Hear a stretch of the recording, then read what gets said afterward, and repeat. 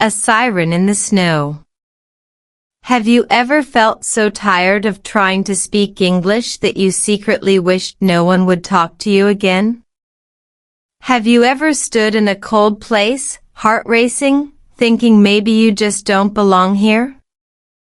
In this real English story practice, I want to take you into one winter night in the United States when my neighbor called the police on me, and that moment almost made me give up everything, my confidence, my marriage, even my English journey.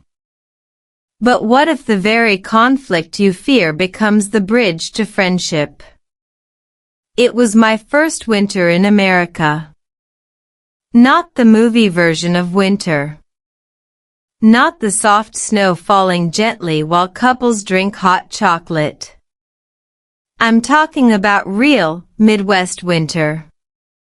The kind that freezes your breath before you finish a sentence. The kind where your eyelashes collect tiny crystals of ice. I had moved to the U.S. full of hope, telling myself in simple English every morning, I can do this. I will speak better. I will not quit. But the climate was not the only shock. The culture was colder than the wind. In my home country, neighbors knock on your door without texting first. They ask about your family.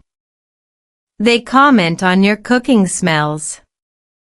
In America, especially in my neighborhood, people smiled politely, and then disappeared behind closed doors. Privacy was not just a habit.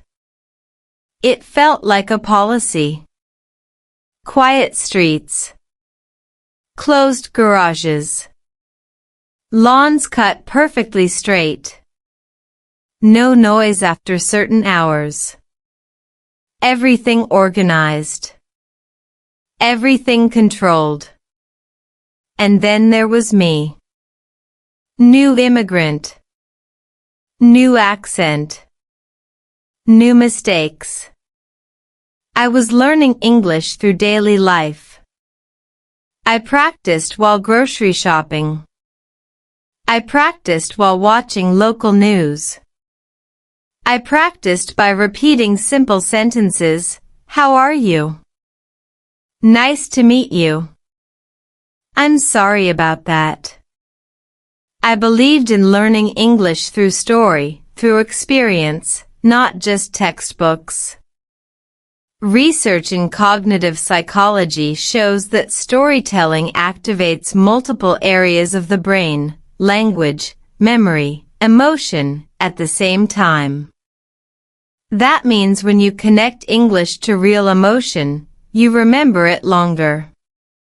That's why I'm telling you this story slowly. So you can listen. Feel. Repeat. That night, the temperature dropped below freezing. My car wouldn't start. The battery was dead. I had an early shift the next morning, and anxiety started whispering in my ear. You don't even know how to explain this in English, it said. What if you ask for help and they don't understand you? But desperation is louder than fear. So at 9:30 p.m., under a yellow streetlight and falling snow, I opened my car hood. I watched a YouTube video titled How to Jump-Start a Car Battery. I repeated the words quietly: red cable, positive terminal, black cable, negative terminal. My pronunciation was probably terrible. My gloves were too thin. My hands were shaking. Then the engine made a loud, ugly noise. Not a smooth start. More like a metal scream. Inside the silence of that neighborhood, it sounded like chaos. 5 minutes later, I saw blue and red lights flashing against the snow. At first, I thought maybe they were driving past. But no. The police car slowed down. It stopped right behind my car. My stomach dropped so fast it felt like an elevator cable had snapped. The officer stepped out. Calm. Professional. Neutral face. Good evening. We received a call about suspicious activity. Suspicious activity. I froze. In that moment, all my English disappeared. My brain, which had practiced so many phrases, suddenly went blank. Neuroscience calls this an amygdala hijack. When you feel threatened, your emotional brain takes control, and your language ability can temporarily shut down. So if you've ever forgotten simple English words when nervous, you're not stupid. Your nervous system is just trying to protect you. I pointed at my car. Battery, no start. I'd try fix, I said slowly. The officer looked at the open hood. He looked at my jumper cables. He nodded. Okay. Someone called because they heard loud noises and saw you looking into cars. Looking into cars? I almost laughed. I almost cried. That's when I saw the curtain move in the house across from mine. My neighbor's window. A small shadow. Watching. In America, calling the police is not always dramatic. Sometimes it's just procedure. People are trained to report anything unusual.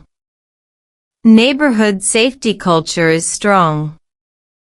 But when you are new, when your English is not fluent, when you already feel like an outsider, that flashing red and blue light feels personal.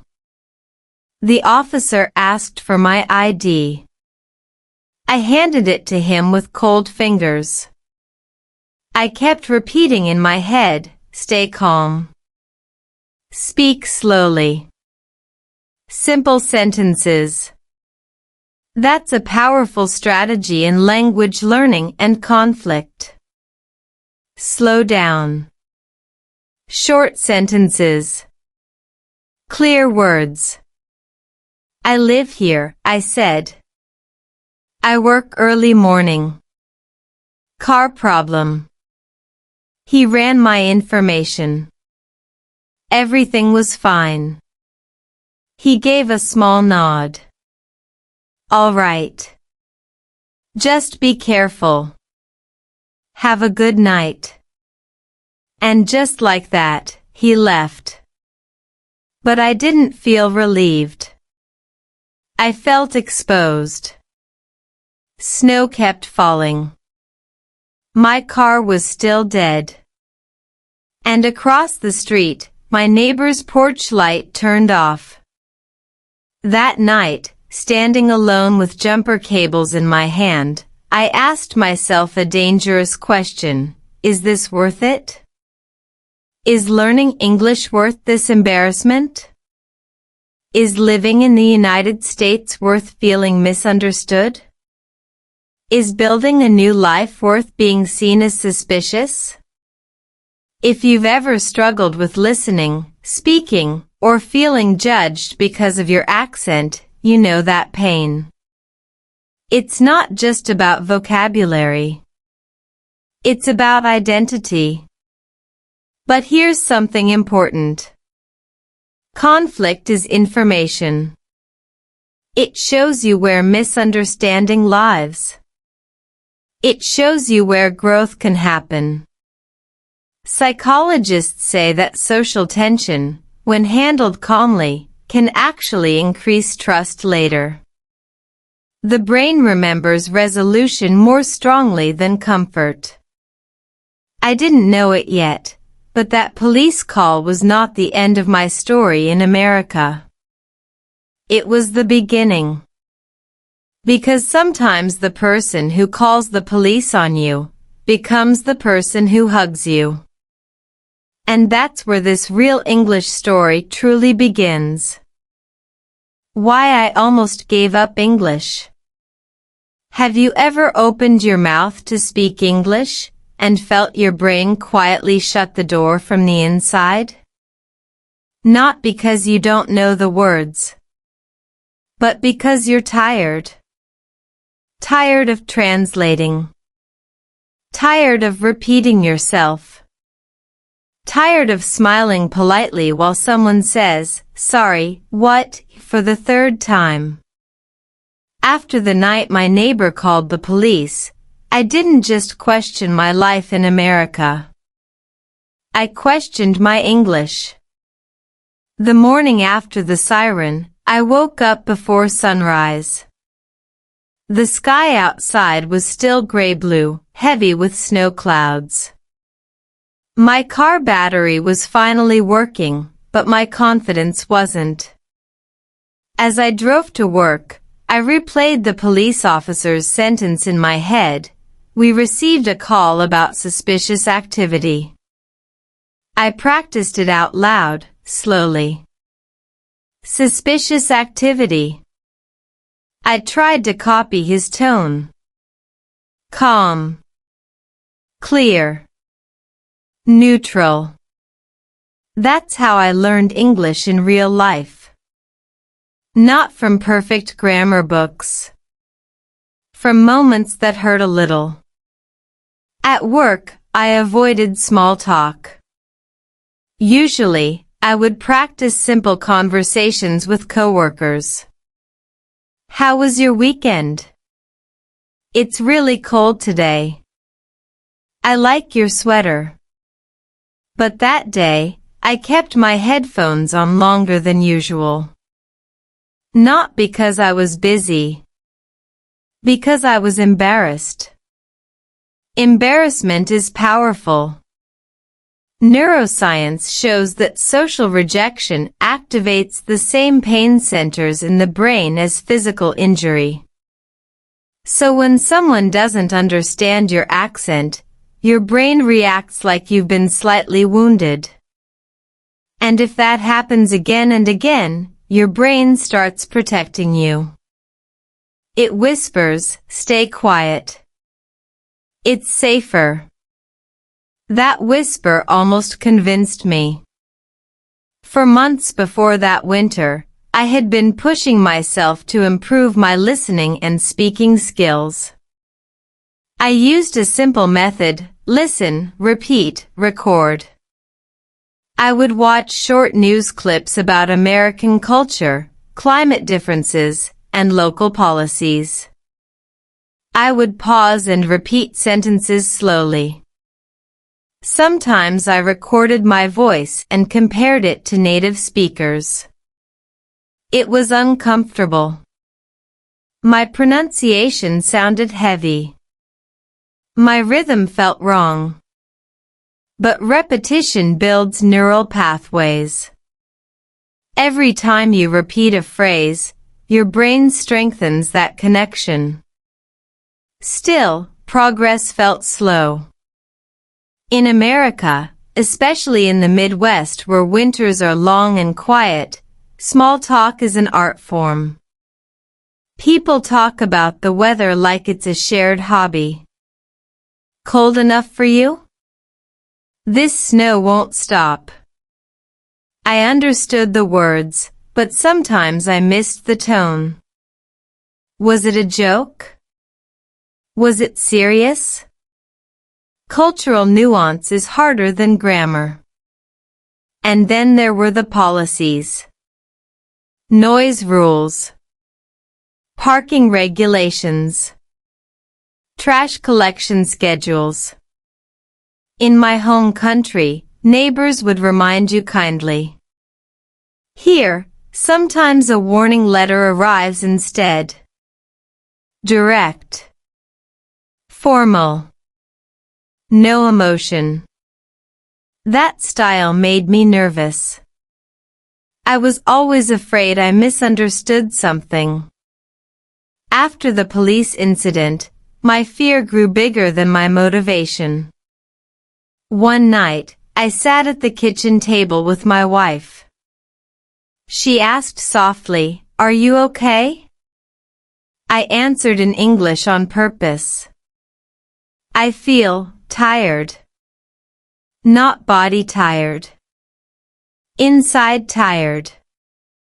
She nodded. She understood. Learning English as an adult immigrant is not just about vocabulary. It's about rebuilding your identity in a new language. When you can't express your humor, your intelligence, your kindness the same way, you start to feel smaller than you really are.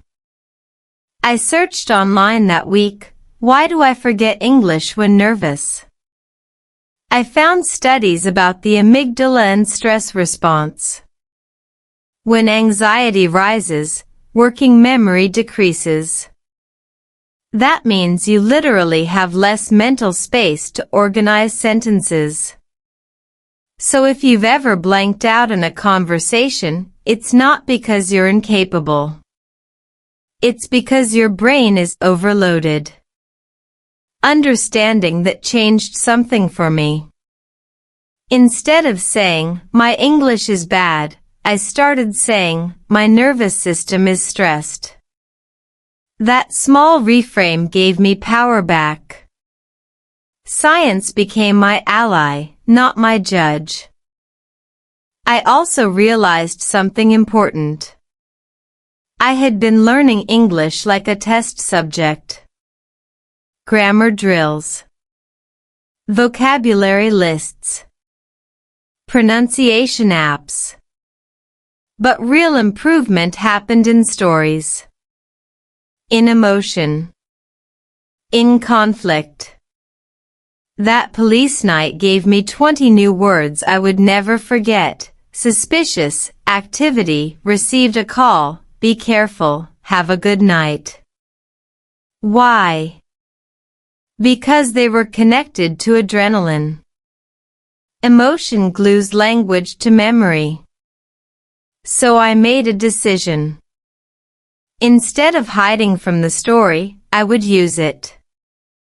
Every evening that week, I practiced telling the event out loud in simple English. My neighbor called the police because my car made noise. I was scared. The officer was calm. I repeated it slowly. I focused on clarity, not perfection. Short sentences. Clear verbs. This is a powerful strategy for English listening and speaking practice. Tell your own real story. Even if it's small. Even if it's uncomfortable. When you narrate your life in English, you train your brain to connect language with identity. But I would be lying if I said I felt brave immediately. One afternoon, I saw my neighbor across the street while taking out the trash. My heart rate jumped. Should I wave? Should I ignore? My brain quickly calculated risk. If you speak, maybe you say something wrong. If you don't speak, maybe it stays awkward forever. That moment represented something bigger than a greeting. It represented a choice. Withdraw or grow. Language learning experts often talk about comprehensible input. But there's also courageous output. Speaking when your voice shakes. Smiling when your confidence is low. That's where growth lives. I didn't wave that day. Not yet. But I didn't quit either. Instead, I went back inside and practiced one simple sentence in front of the mirror. Hi, I think there was a misunderstanding the other night. Slow. Clear. Calm. Because even though I almost gave up English, something inside me knew this. If conflict can embarrass you in English, it can also strengthen you in English. And the real test wasn't grammar. It was whether I would dare to start a conversation with the very neighbor who called the police. Climate shock and culture shock. Imagine moving to a country where even the air feels different in your lungs. Not just colder. Different. That was my first winter in the United States. People talk about culture shock, but nobody warns you about climate shock. And when you're learning English at the same time, your brain feels like it's juggling ice cubes, cold, slippery, impossible to hold for long. Before I came to America, I thought winter was romantic. Snow meant beauty. Movies taught me that. But in the Midwest, winter is logistics. It's strategy. It's survival. You check the weather forecast like it's financial news. Wind chill advisory. Black ice warning. Snow accumulation, 6 inches. At first, I didn't even understand what wind chill meant.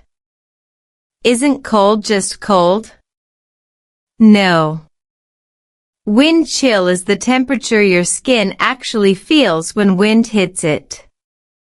So when the app said 20 degrees Fahrenheit but feels like 5, my body believed the 5. My accent felt heavier in that cold air. Even speaking outside felt harder. My lips moved slower. My jaw felt tight. And here's something interesting. Research shows that physical discomfort reduces cognitive performance. When your body is cold, your working memory decreases. That means winter literally made my English listening and speaking harder. So if you struggle more in stressful environments, it's not weakness. It's biology.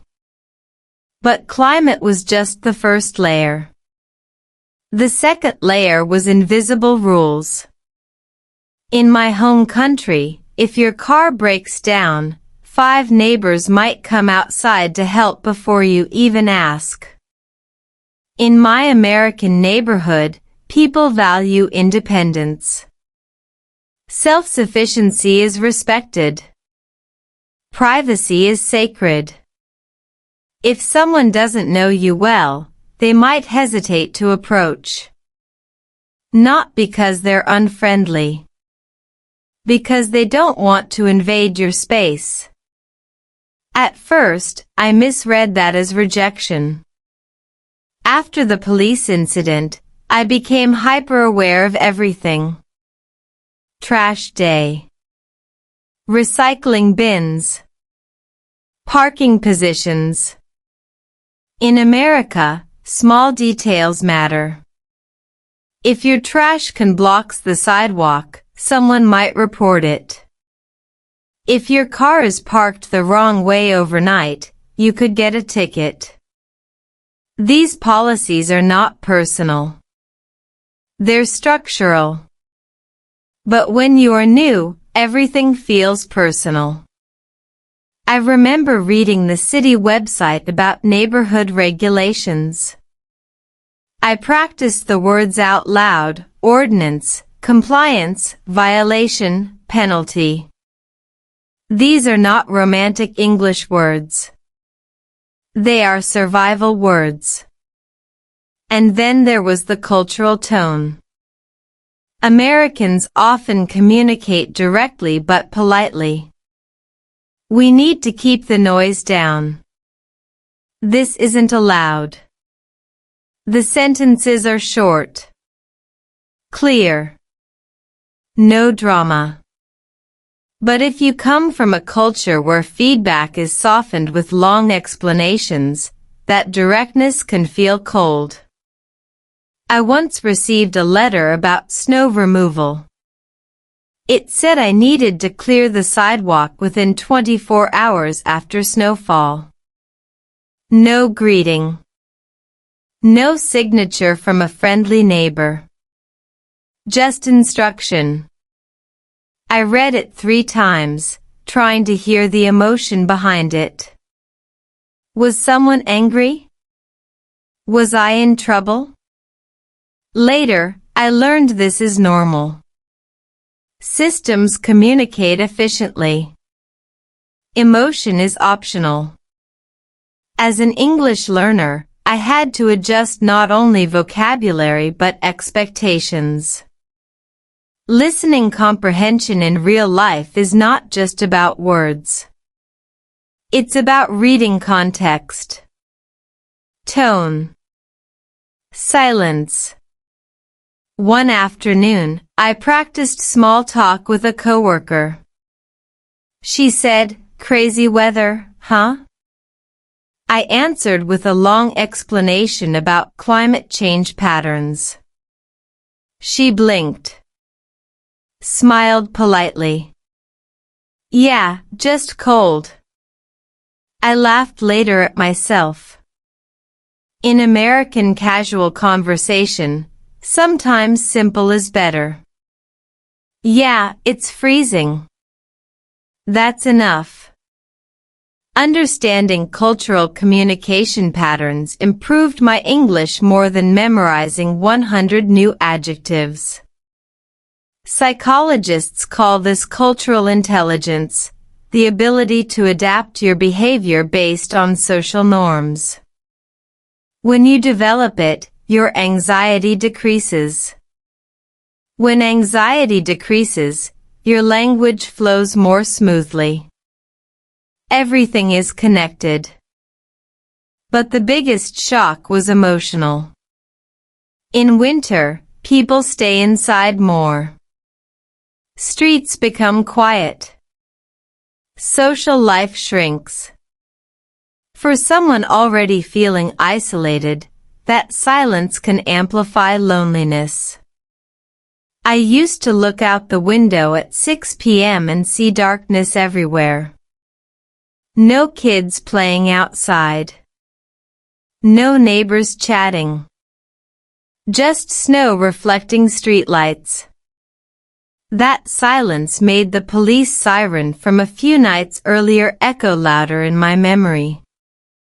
I started questioning everything.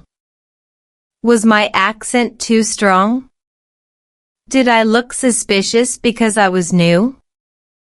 Or was it simply a misunderstanding shaped by climate and culture? When you move to a new country, your brain is constantly decoding signals. Smile or neutral face? Friendly or distant?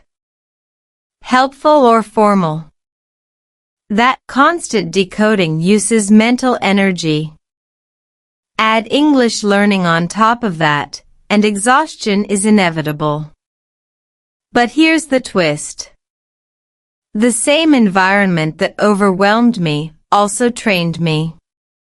Because winter forced me indoors, I spent more evenings practicing English intentionally. I listened to local radio about weather updates. I repeated phrases, "Stay safe on the roads." "Drive carefully." "Expect delays." These became part of my vocabulary through repetition and relevance. I also began observing my neighbors more carefully, not in a suspicious way, but in a learning way. I noticed how they waved briefly. How they shoveled snow early in the morning. How they respected personal space but appreciated kindness. Culture is not cold. It's just structured differently. Slowly, I realized something powerful. misunderstanding often grows in the gap between expectations. My expectation of community did not match their expectation of privacy.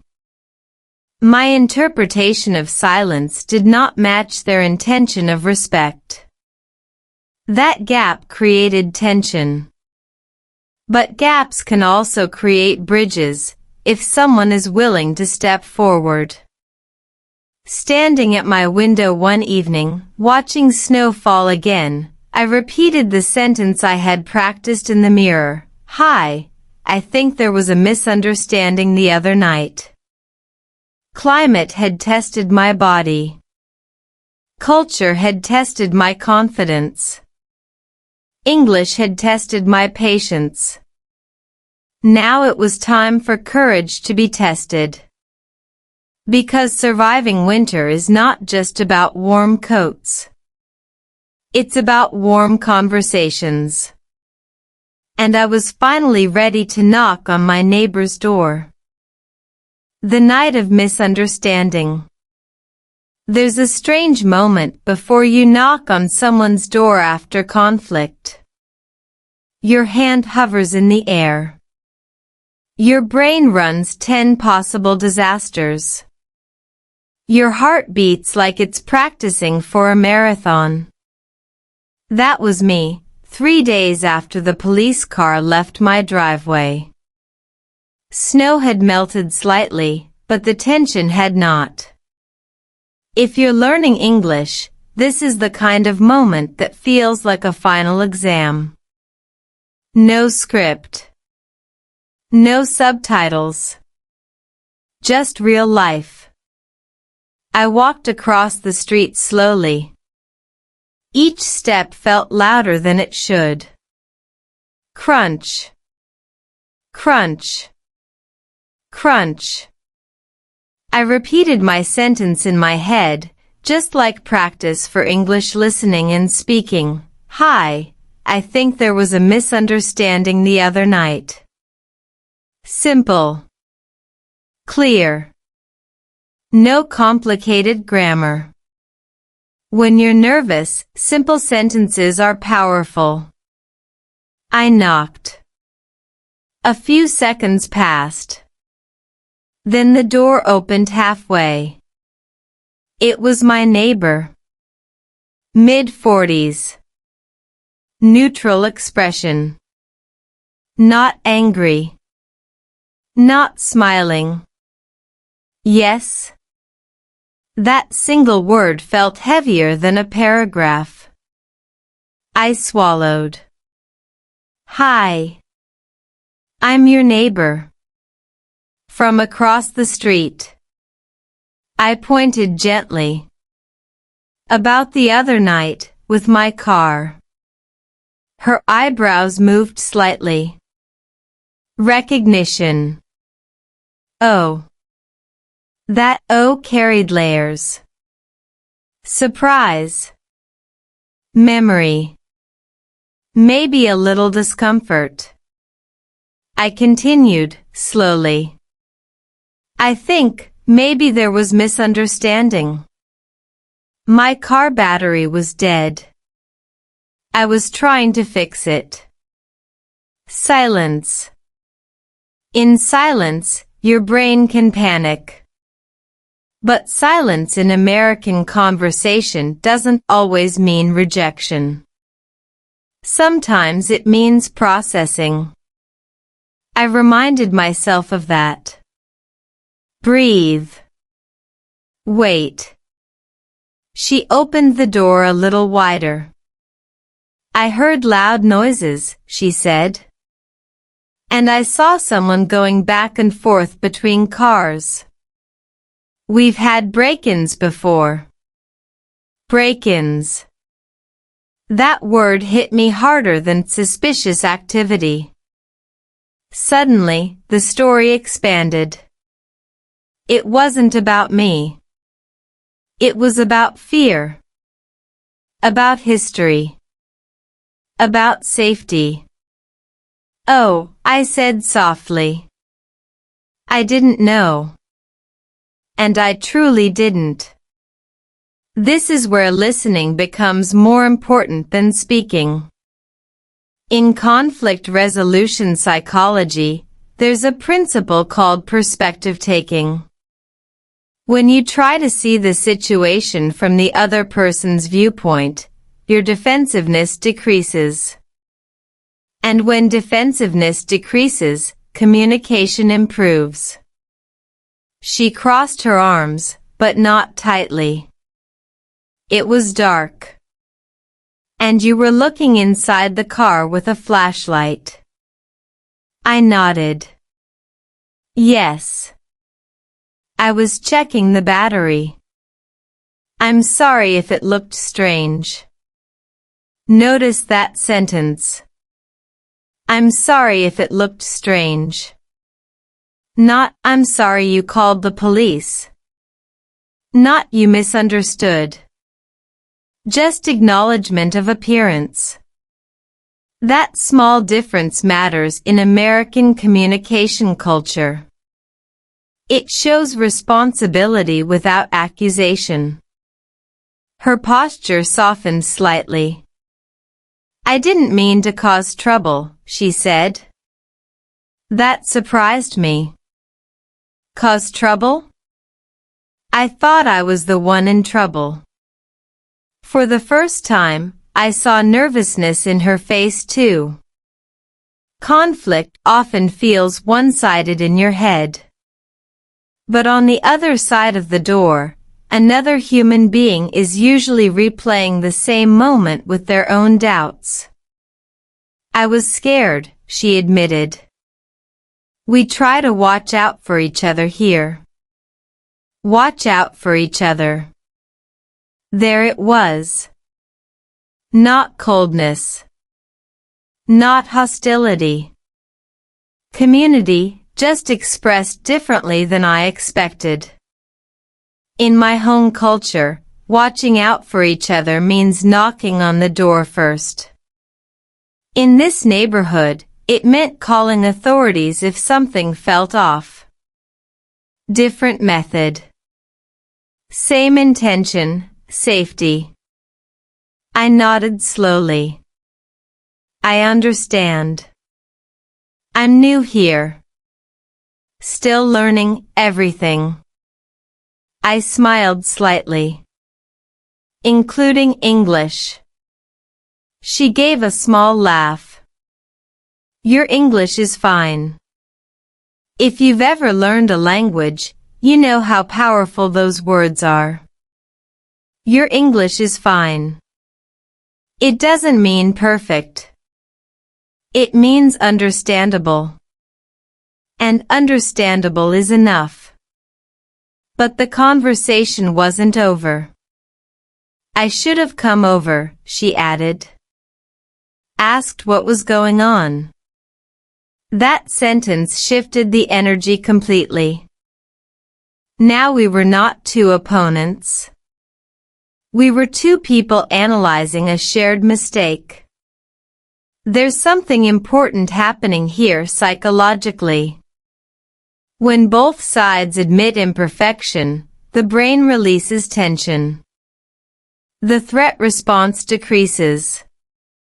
Trust begins to rebuild.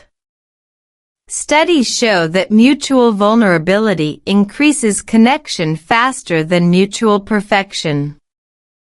I decided to take one more step. If something looks strange again, I said carefully, you can knock. I don't mind. She hesitated.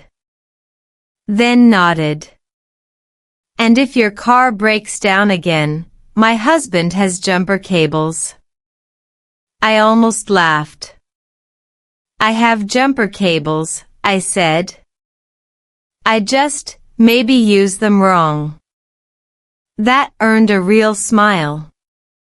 We stood there for a moment, snow melting from the roof edges. The air wasn't as cold as before. Or maybe I just wasn't as cold inside. Before I left, she said something that stayed with me. It's hard moving somewhere new. That sentence was simple, but it carried empathy. Yes, I replied. It is. And in that moment, English stopped being a test. It became a bridge. When I walked back across the street, my steps felt lighter than when I arrived. The problem wasn't fully solved. We weren't friends yet. But the misunderstanding had shifted shape. It was no longer a wall. It was a conversation. Here's what I want you to notice for your own English listening and speaking practice. The sentences we used were short, real, imperfect, no advanced vocabulary, no dramatic speeches. Communication doesn't require perfection. It requires presence. If I had waited until my English felt flawless, I might never have knocked. If she had stayed behind the curtain, we might still be strangers filled with assumptions. That night wasn't just about a police call. It was about two humans discovering that fear and misunderstanding often wear the same coat. And sometimes, all it takes to remove that coat is a knock on the door. When fear meets policy.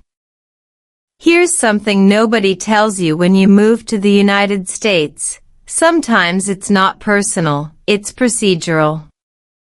And when fear meets policy, things can escalate quickly, especially if you're still learning English and trying to decode a new culture at the same time.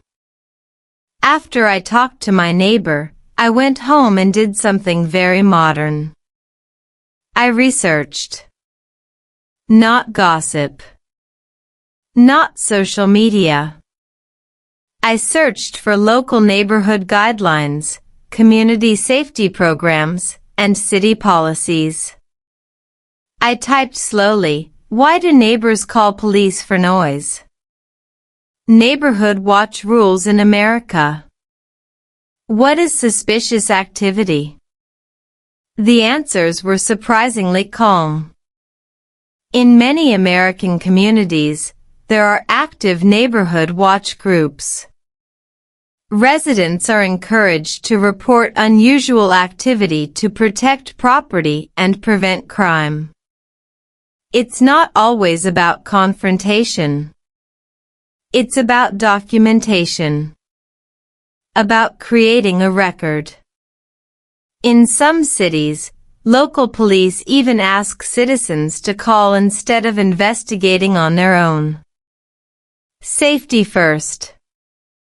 Liability reduced. System protected. When I read that, something shifted in my chest. Maybe my neighbor wasn't targeting me. Maybe she was following what she believed was responsible behavior. Policy shapes behavior more than personality does. Social psychology studies show that people often follow established systems automatically, especially when safety is involved. When the brain detects potential risk, it defaults to learned procedures. That's not cruelty. That's conditioning. And here's the uncomfortable truth. I had done the same thing before. Back in my home country, if someone looked suspicious near my family's house, I would alert relatives or local security. Different method. Same instinct. Fear doesn't speak English or Vietnamese or any language. Fear speaks survival. But here's where things get complicated for immigrants and English learners. When you are new, you don't know which behaviors are cultural and which are legal expectations. You don't know what's considered normal noise, normal parking, normal social distance. That uncertainty increases anxiety. And anxiety affects language performance. There's research showing that uncertainty increases cortisol levels in the body. Cortisol is a stress hormone. When cortisol rises, your ability to process language decreases. So if you've ever felt like your English gets worse in stressful situations, it's not imagination. It's chemistry. I started seeing that night differently. The police officer wasn't aggressive. He followed protocol. He asked questions. He verified information. Then he left. Efficient. Controlled. Professional. The system worked exactly as designed. But emotionally, I had interpreted it as rejection. That's the interesting part about cross-cultural conflict. The external event is small. The internal reaction is huge. Because it connects to identity. As an immigrant learning English in America, I already carried quiet insecurities. Am I speaking correctly? Am I fitting in? Do I look like I belong? So when the police car arrived, it confirmed my hidden fear, maybe I don't belong here. But policy doesn't measure belonging. It measures behavior. Once I separated those two ideas, I felt stronger. I also realized something else. If I wanted to live peacefully in this country, I needed to understand not just vocabulary, but systems. English learning isn't only about pronunciation. It's about context. Words like ordinance, compliance, report, and safety carry cultural weight. So I made a new study plan. Instead of only watching grammar lessons, I began listening to local city council meetings online. Slowly. Carefully. I paused and repeated phrases. Community safety. Public concern. Code enforcement. At first, it felt boring. But then I understood something powerful. When you understand the language of policy, you reduce fear. Knowledge reduces imagination. And imagination, when negative, creates unnecessary anxiety. One evening, I told my wife what I discovered. It wasn't about us, I said. It was about the system. She nodded thoughtfully. But it still hurt. Yes. Both can be true. Policy can be neutral. Emotion can still be real. This is where emotional intelligence becomes essential. Research in conflict resolution shows that acknowledging feelings, even when systems are logical, prevents resentment from growing. If you ignore your emotional reaction, it doesn't disappear. It hides. So I did something simple but important. I allowed myself to say out loud, I felt embarrassed. Not dramatic. Not angry. Just honest. Then I asked myself a stronger question. What can I control? I can control how I respond next time. I can control how clearly I communicate. I can control whether I build distance or connection. When fear meets policy, you have two options. You can withdraw and label the system as hostile. Or you can learn it, understand it, and operate within it confidently. Language works the same way. If you treat English as an enemy, every mistake feels like proof of failure. But if you treat English as a system, rules, patterns, structures, you can study it, practice it, and improve it. That police call became a lesson in structure. Structure doesn't hate you. It simply exists. And once you understand structure, you move differently inside it. A few days later, I saw my neighbor again while she was collecting her mail. This time, there was no tension in my chest. Not because everything was perfect, but because I understood more. "Cold again," she said casually. "Yes," I smiled. "But I'm learning to survive Midwest winter." She laughed. "You'll get used to it." Maybe. Maybe not completely. But I was getting used to something more important, the idea that conflict doesn't always mean rejection. Sometimes it means two people reacting to the same policy with different assumptions. And assumptions can be corrected.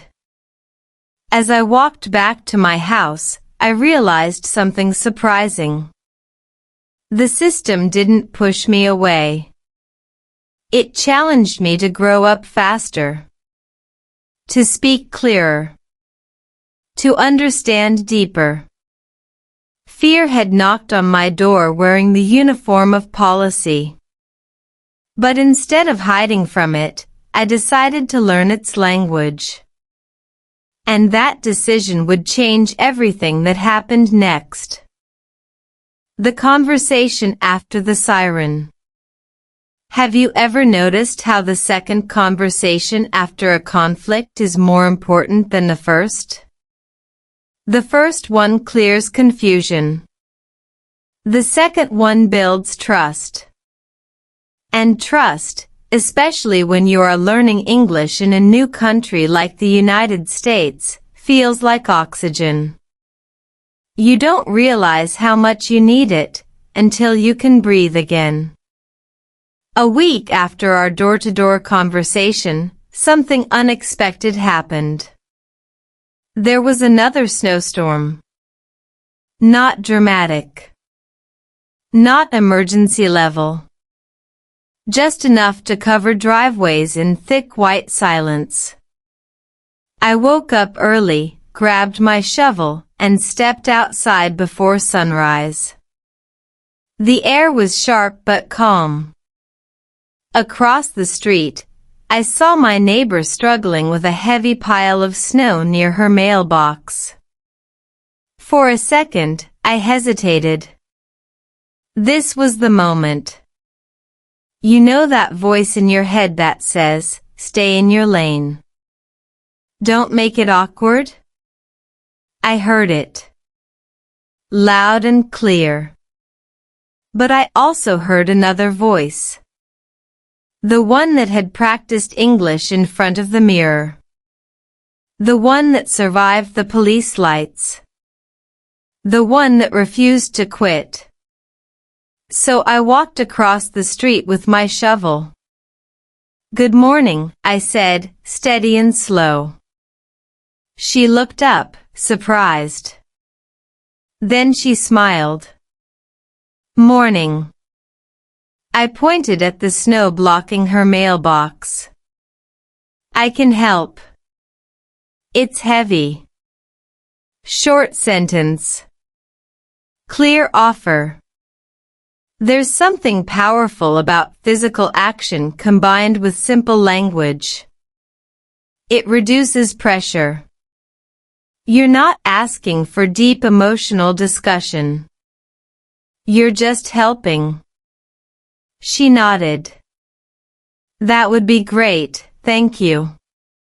And just like that, we were shoveling side by side. Snow makes good conversation easier. It gives you something neutral to talk about. This storm came fast. The forecast was wrong again. I think it's supposed to drop below freezing tonight. These sentences are gold for English learners. Real. Common. Repeatable. I listened carefully to her rhythm. American conversational pacing is interesting. Sentences are often short. Pauses are normal. You don't have to fill every silence. That was new for me. In my culture, silence in conversation can feel uncomfortable. In this neighborhood, silence felt peaceful. After a few minutes, she asked, "How long have you been here?" "About 6 months," I answered. "Still learning everything." "You're doing great," she said. That compliment felt warmer than the winter coat I was wearing. But then something deeper happened. She said, "Moving is hard. We moved here from another state 5 years ago. It took time to feel settled." That surprised me. I had assumed she had lived there forever. But even within America, climate and culture vary.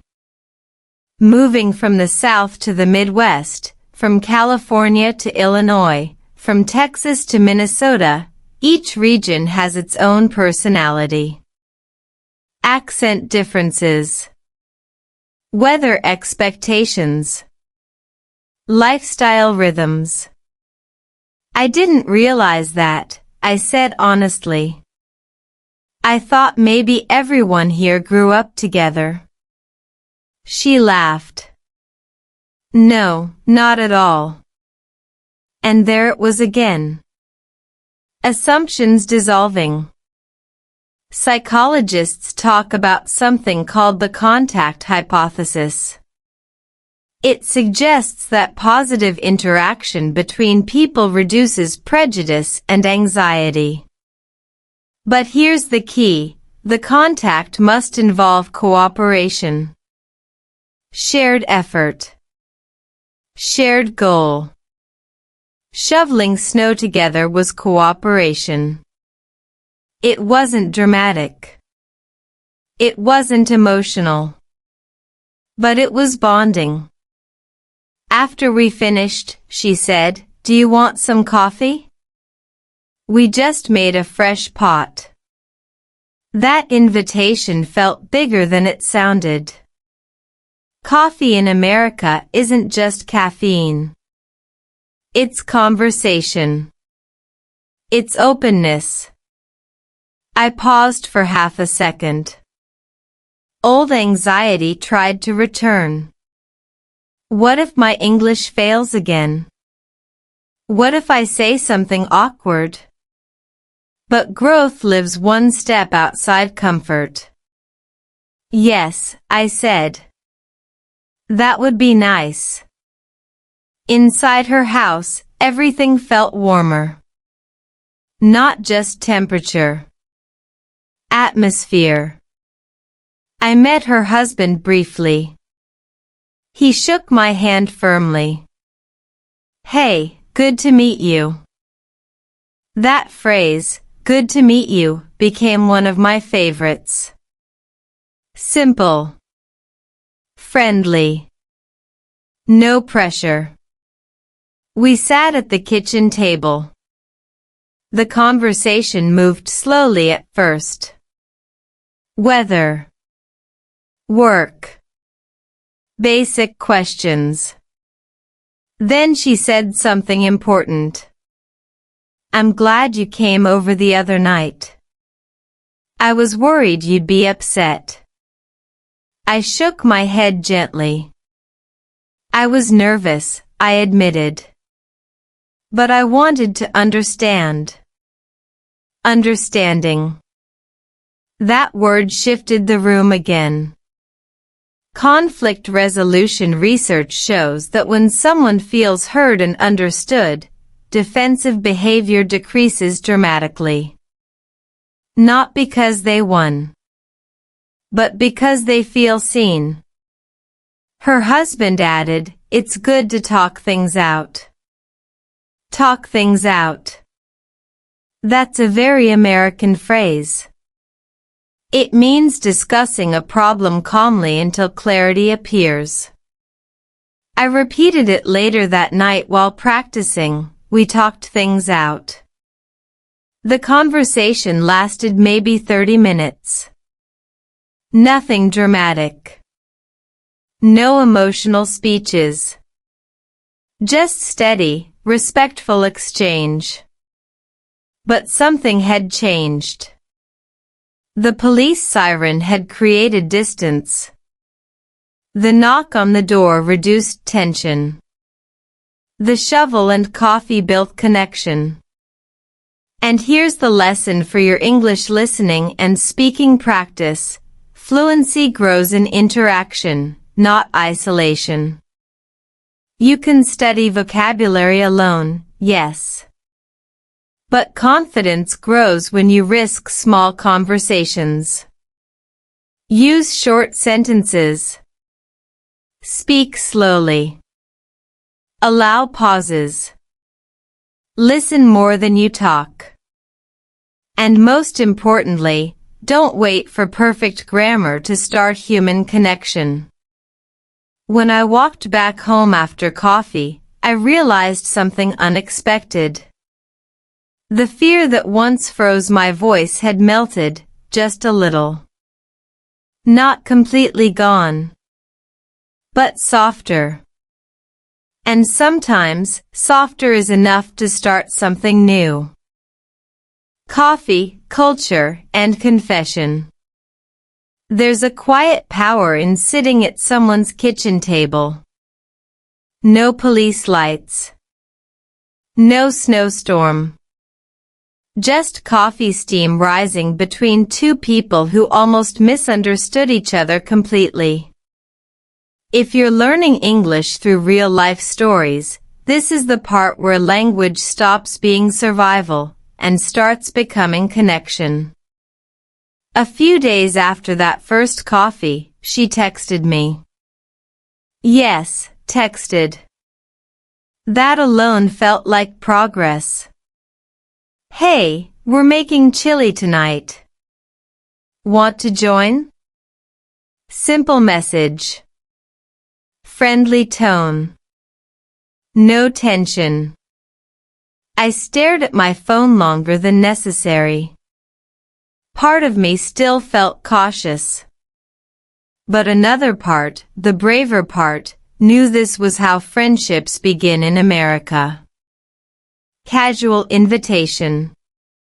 No pressure. You come if you want.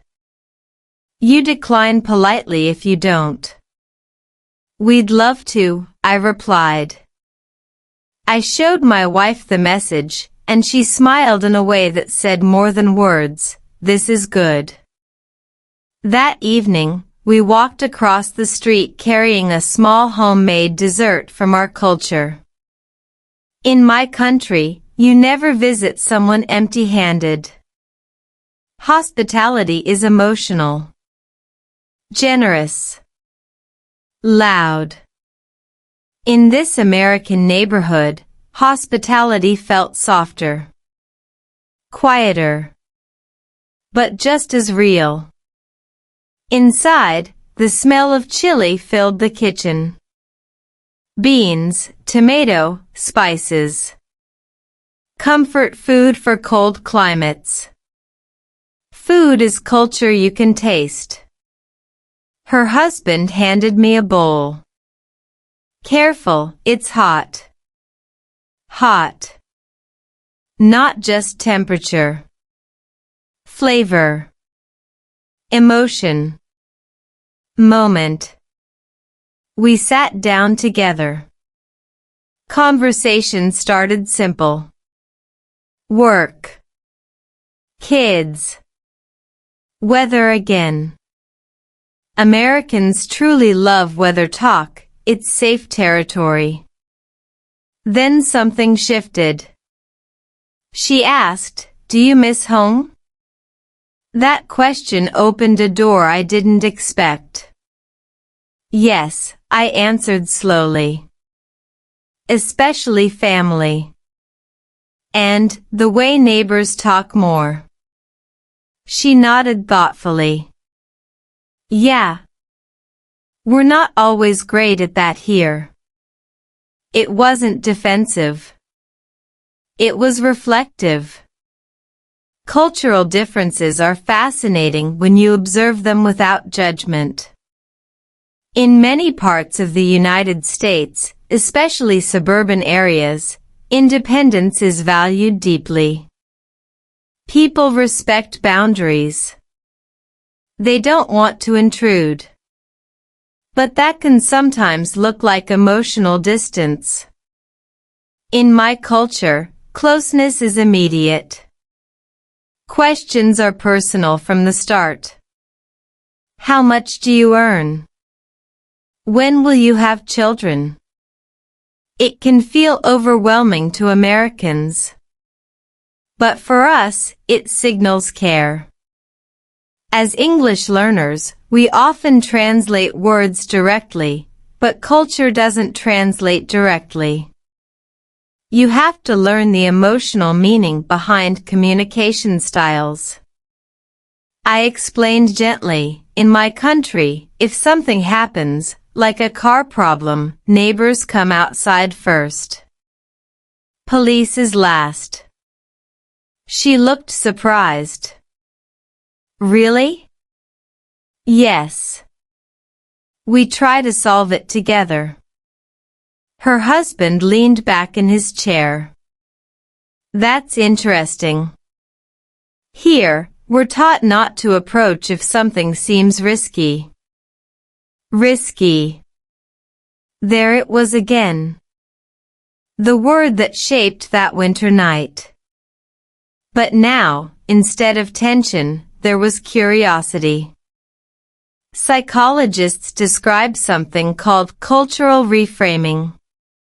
When you understand the logic behind someone's behavior, you stop seeing it as wrong and start seeing it as different. That reduces conflict and builds empathy. And empathy is the best language teacher. The conversation moved deeper. She admitted, I felt bad after the police came. I kept thinking maybe I overreacted. I took a breath. I felt embarrassed. I thought maybe I didn't belong. There was a long pause. Not awkward. Meaningful. Then she said something that surprised me. When we first moved here from another state, someone reported us for parking in the wrong spot. I cried that night. I blinked. You cried? She laughed softly. Yeah. It felt like rejection. And suddenly, we weren't immigrant and local. We were two humans who had both felt out of place. That moment taught me something powerful about English listening and speaking practice. When you share personal emotion, conversation becomes natural. You stop searching for perfect vocabulary. You speak from experience. I didn't use advanced grammar that night. I didn't try to impress anyone. I focused on clarity. I want to learn, I said. Not just English. But how things work here. Her husband smiled. You're doing it. That sentence, you're doing it, felt like permission. Later in the evening, our wives started talking about marriage. About how moving changes relationships. about stress and adaptation. In America, marriage often involves shared responsibilities in a structured way, joint schedules, calendars, childcare routines. In my culture, extended family plays a bigger role. Grandparents help. Cousins visit frequently. Living here, without that extended support, tested our marriage. We had to communicate more. In English sometimes. In our native language at home. It wasn't always smooth. But conflict had forced us to grow. Research in relationship psychology shows that couples who face external stress together, like relocation or cultural adaptation, often develop stronger communication skills over time. Not because stress is pleasant, but because cooperation becomes necessary. As the night ended, she walked us to the door. "I'm really glad we talked," she said. "Me too," I replied. And I meant it. Walking back across the street, I realized something profound. The police call had introduced us. But coffee had connected us. Food had softened assumptions. And honest confession had built trust. This is why learning English through real-life stories is powerful. Language sticks when it carries emotion. When you attach vocabulary to lived experience, conflict, apology, laughter, relief, it becomes part of you. That night, I didn't just practice English. I practiced belonging. And for the first time since that siren echoed through the snow, I felt something unexpected growing between two houses separated by a street. Not suspicion. Not policy. But the beginning of friendship. Love under pressure. Conflict doesn't only test neighbors. It tests marriages. And if you've ever tried to build a relationship while adapting to a new country, a new climate, and a new language, you know this truth. Pressure doesn't politely knock. It barges in. After the police night and the coffee conversations, something subtle changed between my wife and me. On the surface, everything looked normal. We went to work. We paid bills. We shoveled snow. But underneath, we were both carrying stress. Immigration stress is quiet. It hides in small arguments. Did you pay the electricity bill? Why didn't you tell me about the snow rule? Why do we always feel behind? None of these fights were really about bills or snow. They were about uncertainty. Research in relationship psychology shows that major life transitions, like moving to a new country, are among the top stress factors for couples.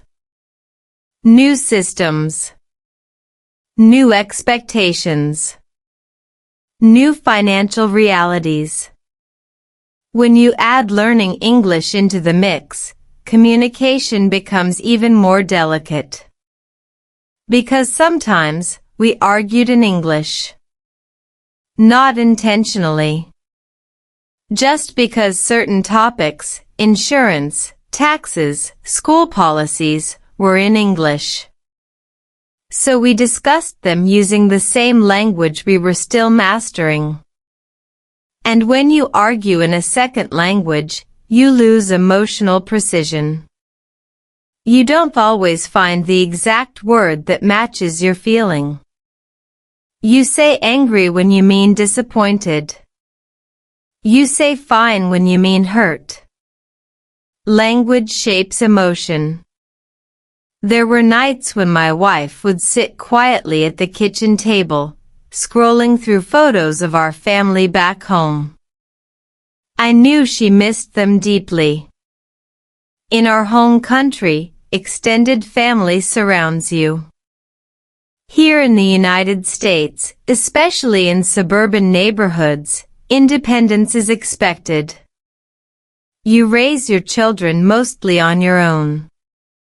You manage schedules without grandparents stepping in. That independence can feel empowering and isolating at the same time. One evening, after a long day, she said softly, "Do you think we made the right decision coming here?" That question carried weight. I could have answered quickly, "Yes, of course." But that wouldn't be honest. "I don't know," I said slowly. "But I know we are trying."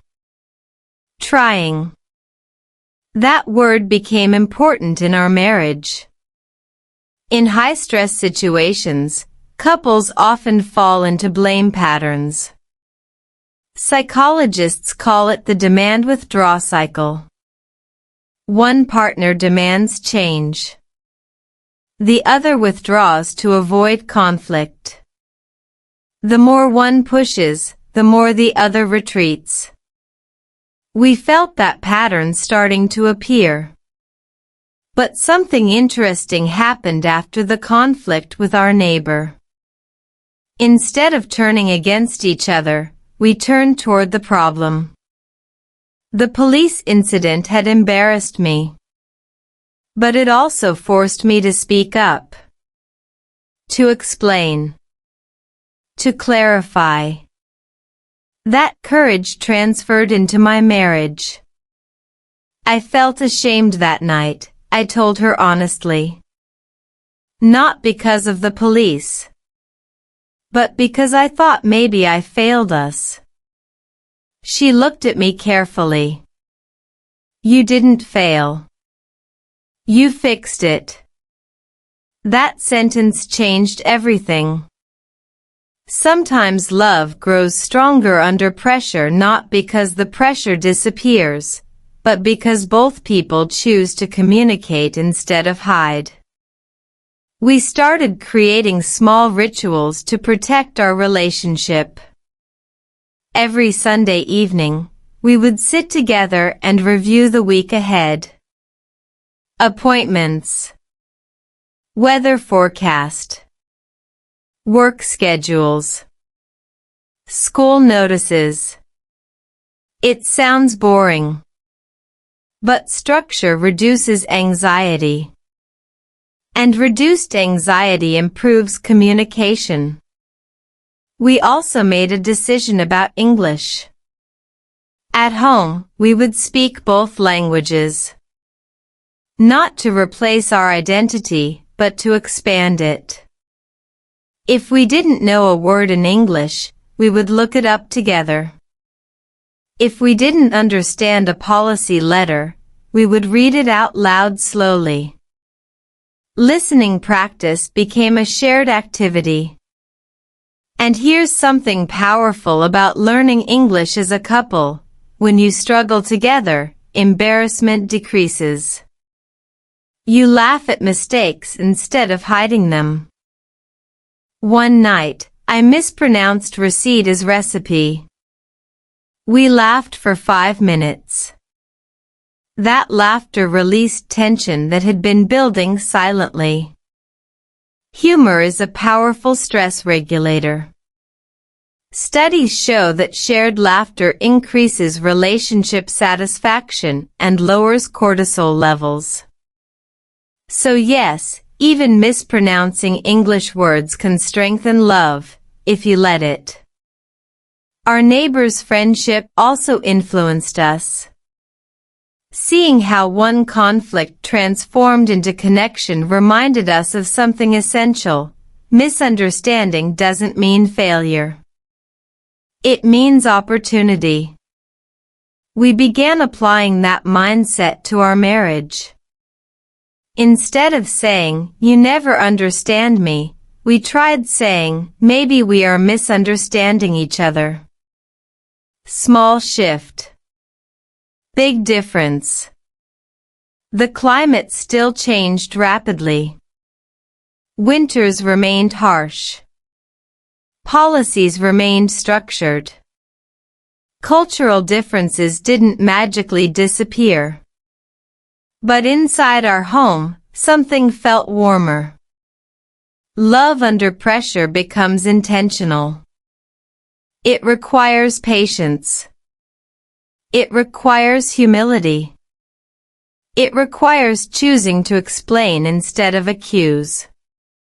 One evening, months after the police call, my wife stood at the window watching our children play in the snow with the neighbors' kids. She smiled softly. "Look," she said. "They don't see differences. They just see snow." Children adapt faster than adults. They absorb language naturally. They build friendships without analyzing policy or culture.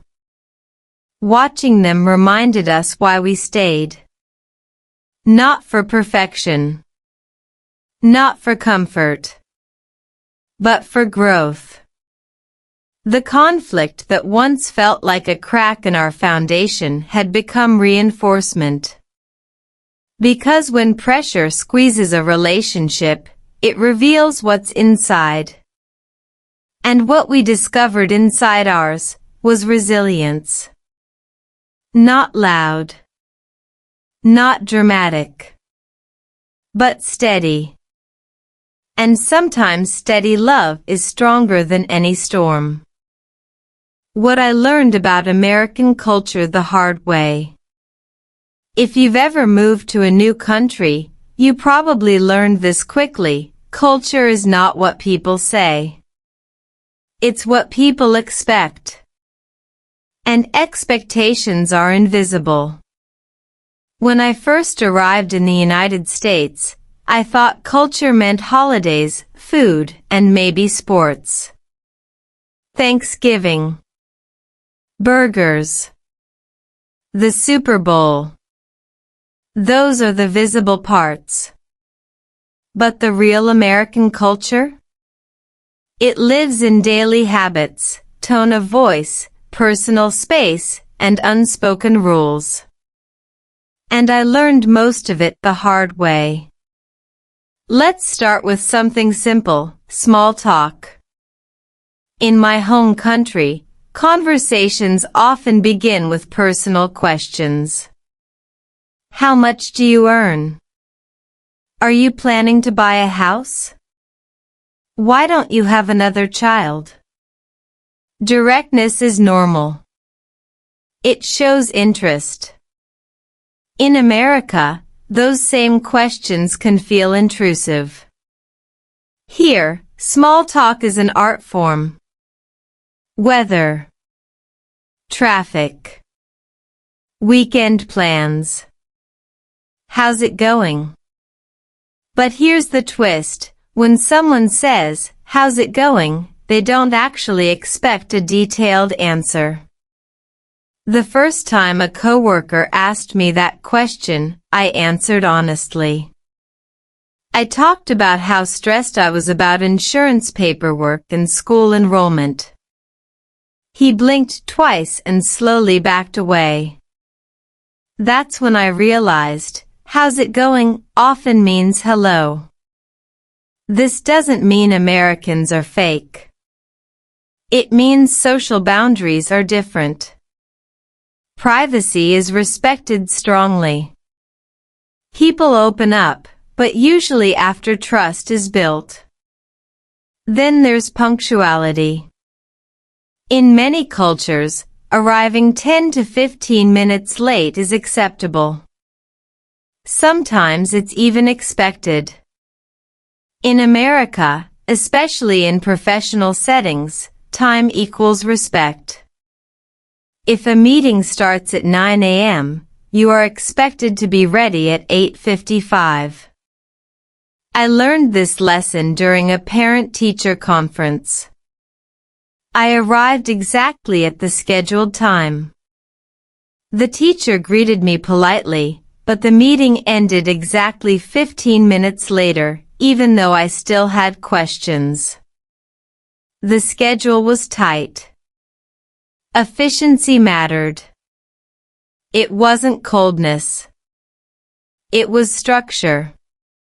American systems value order and predictability. From snow removal rules to school appointments, everything follows a timeline. Once I understood that, I stopped feeling personally offended by it. Another surprising lesson? Direct communication. Americans often value clarity over subtlety. If something is wrong, many people will say it directly, without long emotional buildup. At first, I interpreted this as harshness. But over time, I realized something important. Direct feedback reduces confusion. In my previous environment, people sometimes hinted at problems instead of stating them. That left room for guessing. Here, guessing is minimized. One of the biggest cultural adjustments for me was understanding independence. In the U.S., independence is deeply connected to identity. Teenagers are encouraged to work part-time jobs. Children are taught to make their own decisions early. Adults handle their own finances, repairs, schedules, even if it's stressful. Back home, interdependence is stronger. Family members rely on each other heavily. Decisions are collective. Neither system is better. They're just different. But when you move, you feel that difference in daily life. For example, neighbors are friendly, but not automatically close. You might wave for months before having a long conversation. At first, I thought this meant distance. Later, I understood it as respect for space. Personal space in America is real. People stand farther apart.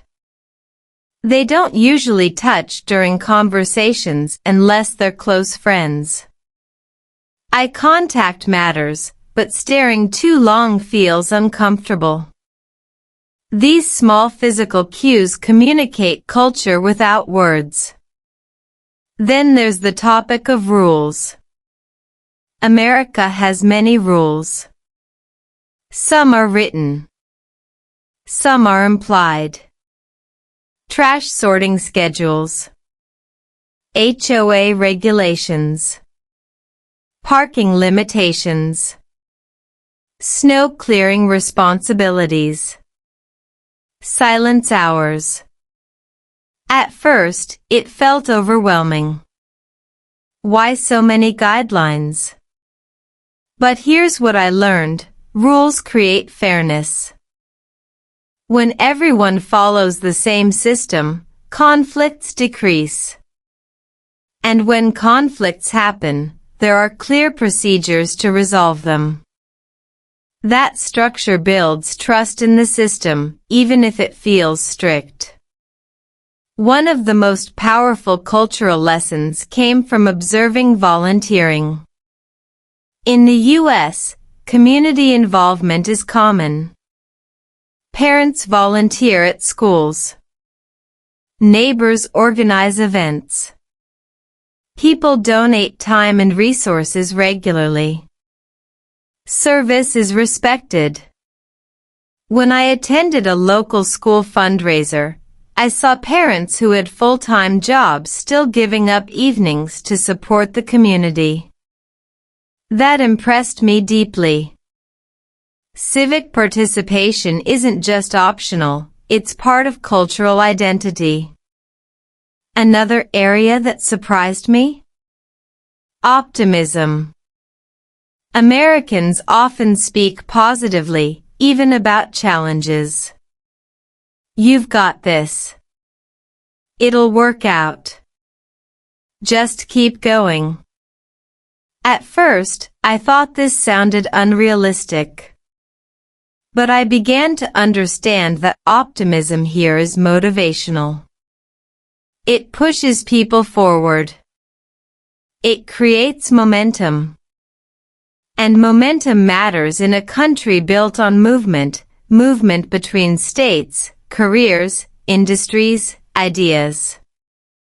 Perhaps the hardest lesson, though, was understanding that assimilation doesn't mean erasing who you are.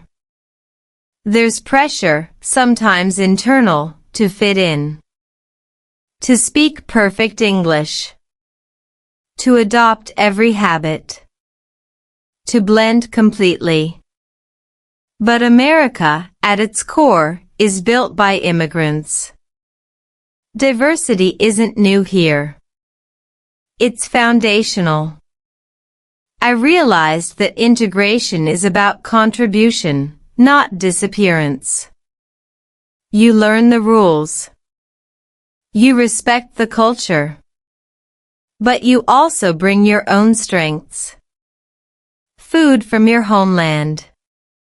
Stories from your childhood. Values from your upbringing.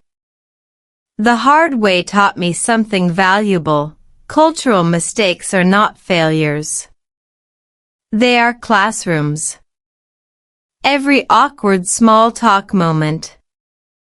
Every misinterpreted tone. Every scheduling misunderstanding. They were lessons. And over time, confusion turned into clarity. I still make mistakes. I still occasionally overshare when someone casually says, "How's it going?" But now I smile about it. Because adapting to American culture isn't about becoming someone new. It's about expanding who you already are. And that expansion, though uncomfortable at times, has made me stronger, more aware, and more patient. If you're navigating American culture right now, feeling overwhelmed or misunderstood, know this. You're not alone. You're learning a system that millions of immigrants before you had to decode. And every uncomfortable moment? It's shaping you into someone more adaptable than you ever imagined. From survival to belonging, my immigrant journey in America. When I first arrived in the United States, my goal was simple: survive. Find stable work. Pay rent on time. Learn enough English to avoid embarrassment. Understand the rules well enough not to break them. Survival mode is intense. Your brain is constantly scanning for danger, social mistakes, financial risk, cultural misunderstandings. But survival is not the same as belonging. And somewhere between snowstorms, awkward small talk, police misunderstandings, and long nights studying English, something shifted inside me. I stopped asking, "How do I avoid problems?" and started asking, "How do I build a life here?" That shift changed everything. If you've ever experienced immigration in America, you know the early phase feels transactional. You calculate everything. How much is rent? How much is insurance? How many hours do I need to work? How many English words do I need to learn to feel competent? You operate from caution. But belonging doesn't grow from caution alone. It grows from participation. The first moment I felt that shift happened during a neighborhood barbecue. Months earlier, The same neighborhood had felt tense and unfamiliar. Now, I was standing next to my once suspicious neighbor, flipping burgers while our children played together. Someone asked me where I was from. I answered. They asked about the food in my country. I explained. Then they asked if I could bring a traditional dish next time. That invitation was small, but powerful. It wasn't just polite curiosity. It was inclusion. Belonging often arrives quietly. Not with fireworks. Not with a ceremony. But with a folding chair pulled slightly closer to the group. Psychologists define belonging as feeling accepted, valued, and included in a community. It's one of the strongest predictors of mental health and long-term life satisfaction. For immigrants in the United States, belonging can take years to develop, not because it's impossible, but because trust takes time. And trust requires visibility. For a long time, I tried to stay invisible. I thought blending in would protect me. Speak less. Share less. Don't draw attention. But invisibility also prevents connection. The more I participated in school meetings, community events, workplace discussions, the more I realized something surprising. People weren't waiting for perfection. They were waiting for presence. My English wasn't flawless. My accent remained. But my effort was visible. Effort builds respect. Another turning point came when I began helping newer immigrants. Suddenly, I wasn't the confused newcomer anymore. I was the one explaining snow regulations, school enrollment procedures, and how to interpret utility bills. Teaching reinforced my own growth. It also reminded me how far I had come. Survival mode says, protect yourself. Belonging says, contribute. That contribution doesn't have to be dramatic. It can be as simple as volunteering at your child's school, joining a local club, attending town hall meetings, supporting a local business. In America, civic participation strengthens identity. Communities often value those who show up consistently. And consistency matters more than perfection. I also learned that belonging requires internal permission. For a long time, part of me felt like a temporary guest. Even after years. Even after paying taxes. Even after building friendships. There's a psychological phenomenon called imposter syndrome, where capable people feel like they don't truly deserve their position. Many immigrants experience a version of this, not professionally, but socially. Do I really belong here? The answer didn't come from someone else. It came from realization. Belonging is not granted. It's built. Every bill paid. Every conversation navigated. Every cultural misunderstanding resolved. Every winter survived. Those experiences weren't just survival milestones. They were foundations. America is often described as a land of opportunity. But opportunity alone doesn't create belonging. Effort does. Time does. Relationship does. There were still difficult days. Moments of missing extended family.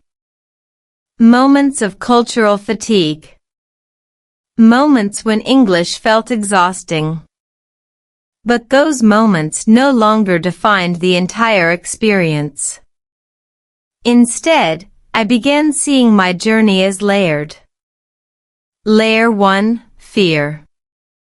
Layer 2, adaptation. Layer 3, participation. Layer 4, contribution. And finally, belonging. Belonging doesn't mean losing your original identity. It means expanding it. Today, my children move between languages effortlessly. They understand both the traditions of our homeland and the expectations of American culture. Watching them navigate both worlds with confidence shows me something important. We didn't just survive. We rooted. There's a quiet pride in that. Not loud nationalism.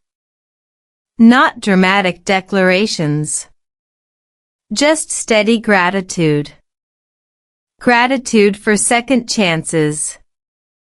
Gratitude for structure. Gratitude for neighbors who once misunderstood me, and now wave when they see me. If you're watching this because you're struggling as a new immigrant in America, hear this clearly. The early confusion is temporary. The embarrassment fades. The loneliness softens. But the strength you build during that period? That stays. You are learning more than language. You are learning resilience. You are learning adaptability. You are learning how to exist between cultures without breaking. And one day, without noticing exactly when it happened, you will wake up and realize something subtle but powerful. This place doesn't feel foreign anymore. It feels familiar. Not because everything is easy, but because you've grown strong enough to stand in it confidently. From survival to belonging, that's the real immigrant journey in America. And if my story reflects even a small part of yours, know this. You are not behind. You are building. And building takes time. But it's worth it. The American dream isn't what I thought, and that's okay. When I was still living in my home country, the phrase American dream felt almost mythical. Big houses. Stable jobs. Financial freedom. Safe neighborhoods. Opportunity everywhere. That image traveled across oceans through movies, YouTube videos, and stories from relatives who had already moved to the United States. I believed the American dream meant arrival. You move here, work hard, and suddenly life becomes easier. But when I finally stepped onto American soil, I realized something quickly. The American dream is not a destination. It's a process. And that process is much more complex and much more personal than I imagined. In the beginning, my version of the dream was financial stability. I calculated everything. Income, expenses, savings goals. I believed that once the numbers felt comfortable, I would feel successful. But comfort kept moving. Every time I reached one goal, another appeared. Buy a car. Improve credit score. Save for a house. Build emergency funds. Plan for college. The American system encourages upward movement. Growth is constant. Ambition is normal. But chasing only numbers can quietly drain your sense of fulfillment. I remember the first time I achieved what I once thought would feel like success. We moved into a better rental home in a safer neighborhood. The schools were stronger. The streets were clean. The snow was cleared quickly in winter. I stood in the living room thinking, this is it. I made it. But that feeling lasted maybe 2 weeks. Then life continued. Bills still came. Work stress still existed. Cultural differences still required navigation. That's when I realized something important. The American dream isn't about comfort without struggle. It's about opportunity with responsibility. In America, opportunities exist, but they are rarely handed to you automatically. You apply. You compete. You improve. You network. You show up consistently. And that effort never fully stops. For immigrants, this can feel exhausting. You're not only competing professionally, you're adapting linguistically and culturally at the same time. There were moments when I felt behind. Watching colleagues who grew up in the U.S. move confidently through systems that still confused me. They understood credit scores in high school. They knew how insurance worked before adulthood. They navigated conversations with ease. I had to learn those things as an adult. But over time, I stopped comparing timelines. Because the American dream doesn't follow one schedule. Some people build businesses. Some focus on family stability. Some prioritize education. Some pursue creative freedom. The dream adapts to the individual. One of the biggest mindset shifts for me was understanding that success in America is multidimensional. Yes, financial growth matters. But so does safety. So does personal freedom. So does the ability to speak your opinion openly. So does the opportunity to reinvent yourself. Reinvention is one of the most powerful aspects of American culture. You can change careers in your 30s.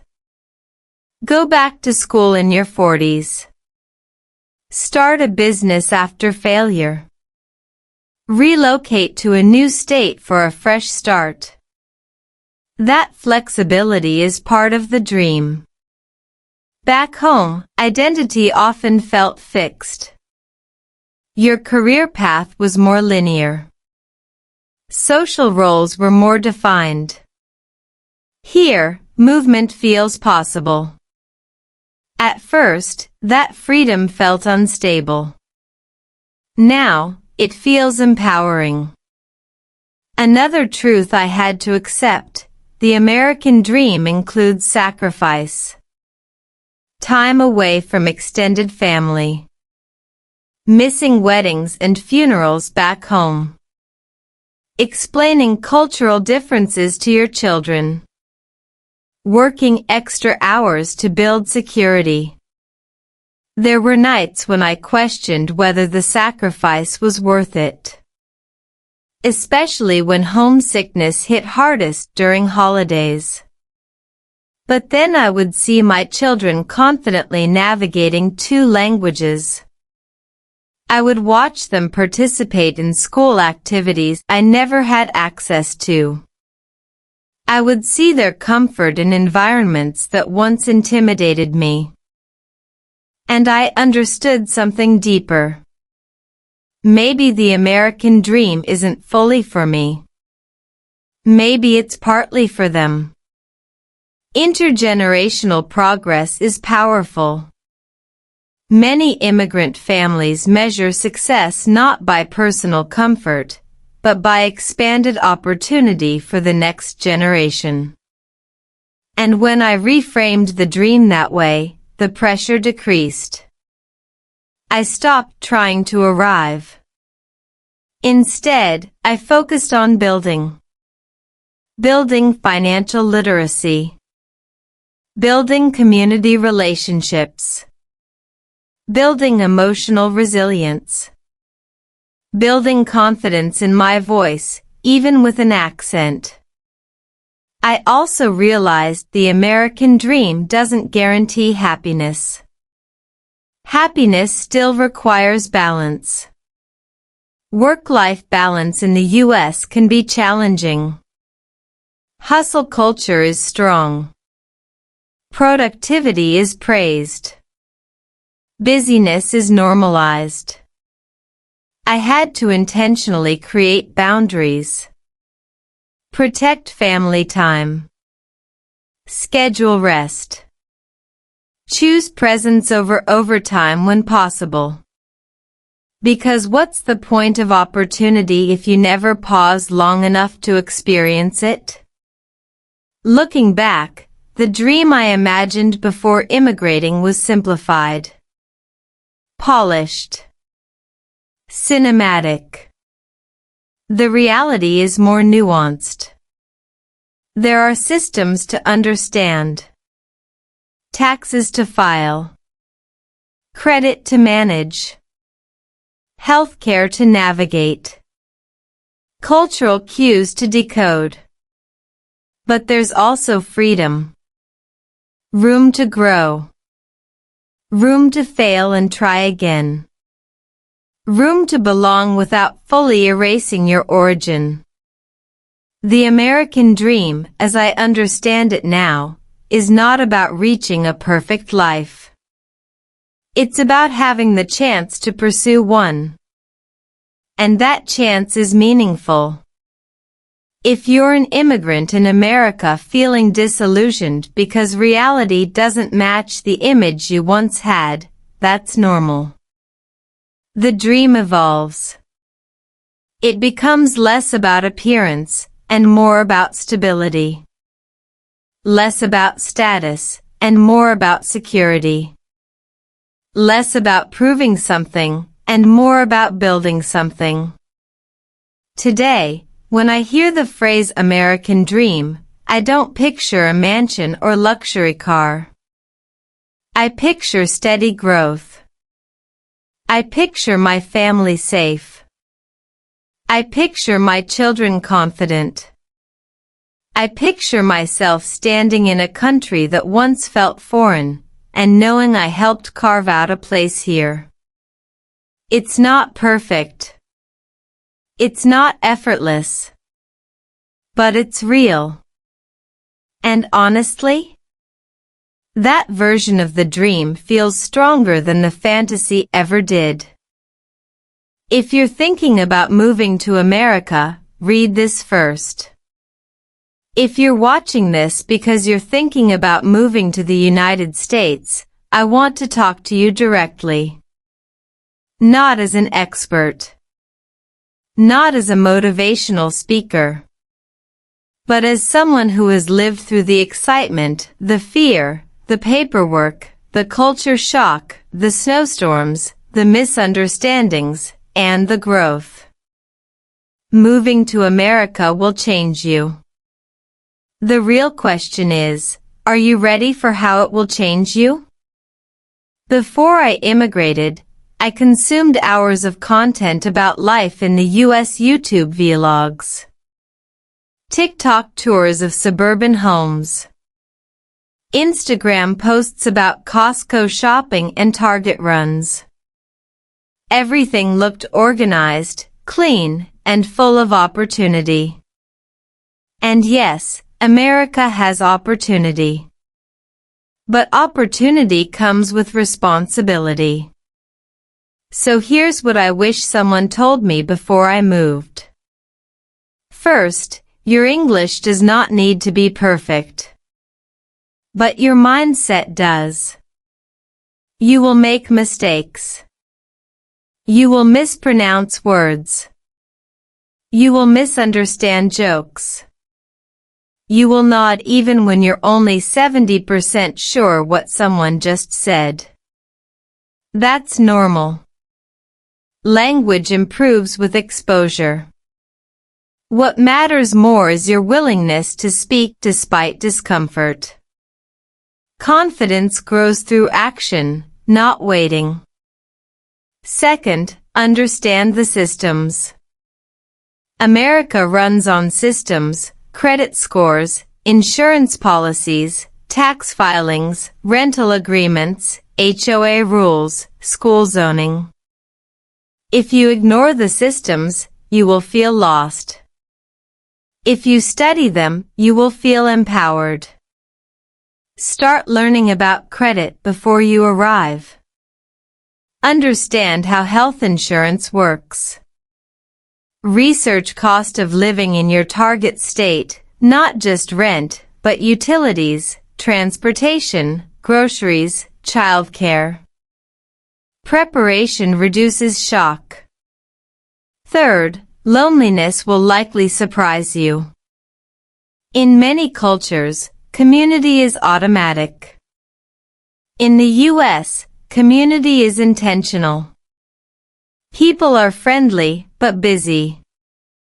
You must initiate. Invite someone for coffee. Join a local group. Volunteer at your child's school. Attend neighborhood events. Belonging doesn't appear overnight. It grows through repeated interaction.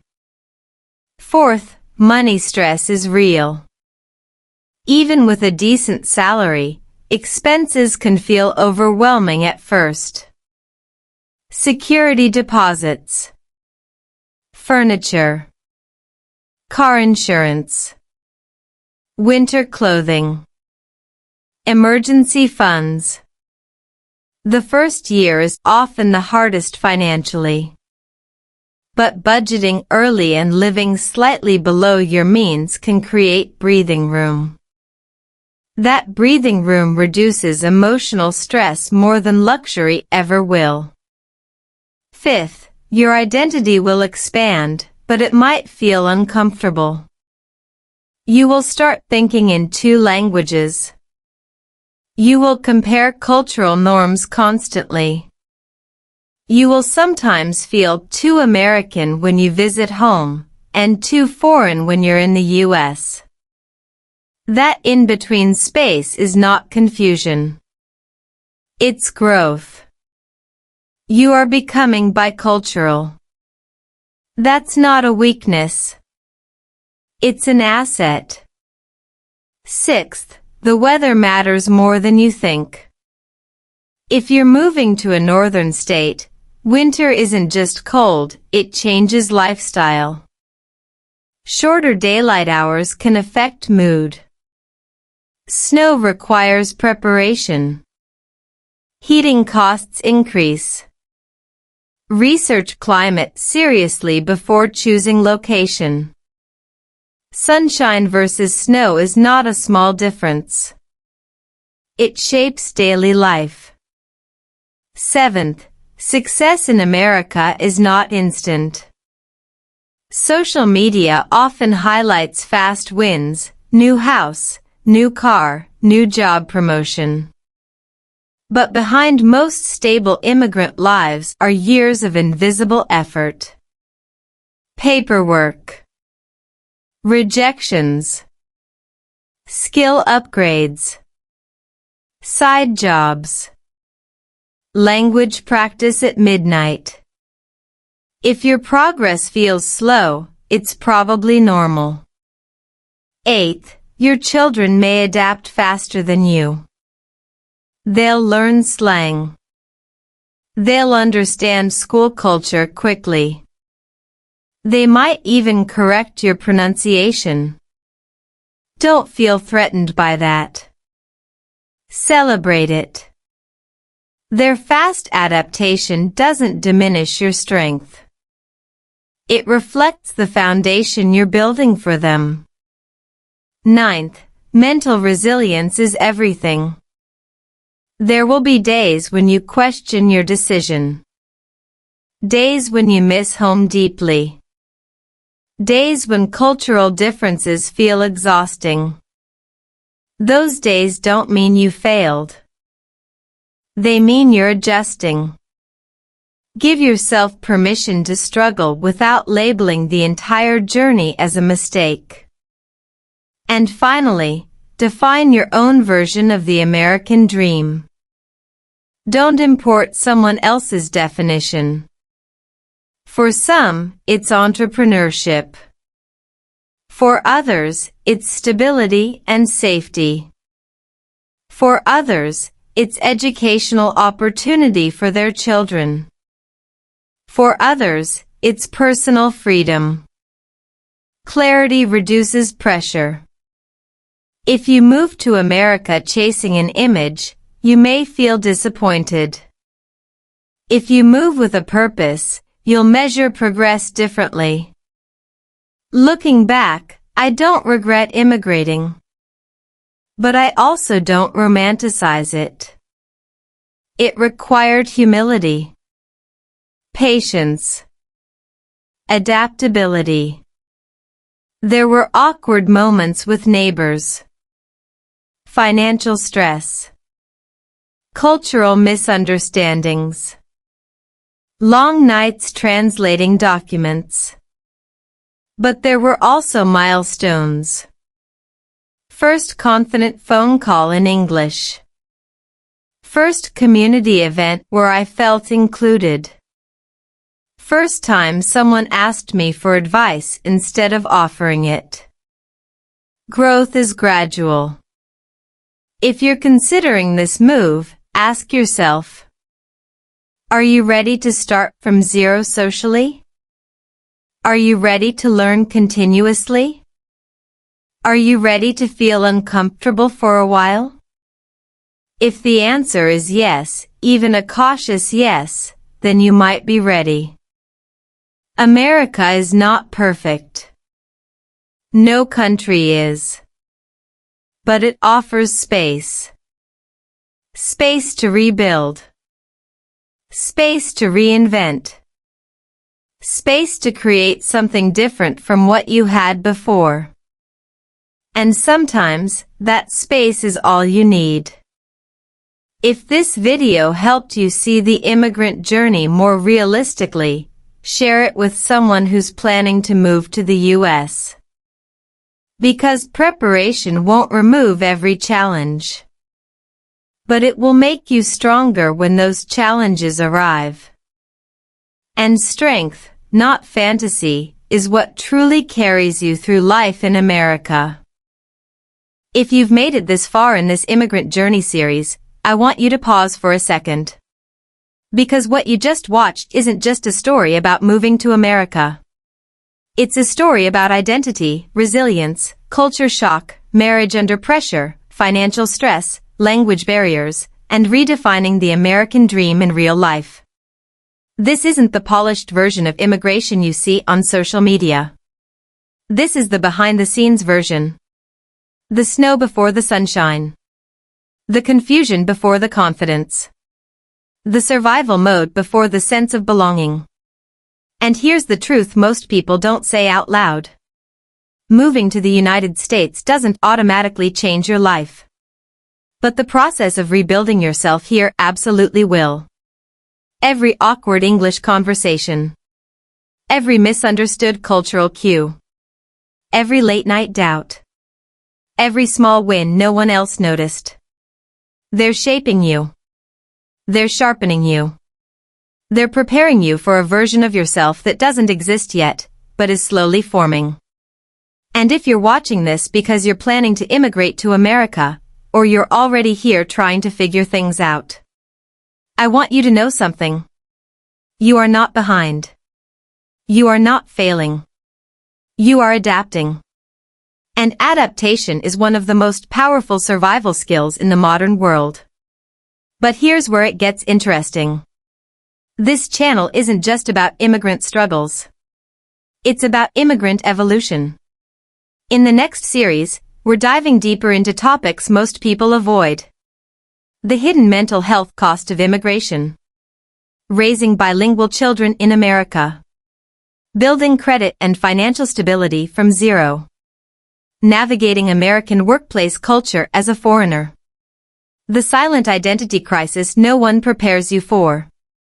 And I promise you, some of these conversations will challenge everything you thought you understood about life in the US. Because the real immigrant journey doesn't end with survival. It begins when you decide to grow. So if this story resonated with you, even a little, don't just watch silently. Join this community.